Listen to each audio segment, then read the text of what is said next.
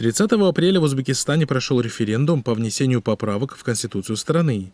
Поправки предусматривают увеличение президентского срока с 5 до 7 лет и позволяют президенту Шавкату Мирзиёеву обнулить количество своих избраний, баллотируясь еще на 2 7-летних срока по окончанию нынешнего срока в 2026 году.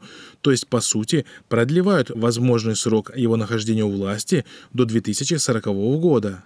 1 мая председатель ЦИК Узбекистана Зайниддин Низомходжаев на брифинге в Ташкенте сообщил, что по предварительным данным за изменение основного закона проголосовали 90,21% принявших участие в референдуме по новой редакции Конституции Узбекистана против 9,35%.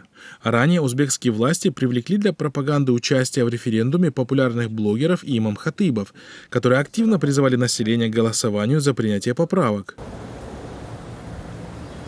Наблюдатели отмечают, что после укрепления во власти Мирзиёева в Узбекистане может начаться процесс отыгрывания назад даже тех косметических реформ, которые были совершены после смерти Каримова в 2016 году.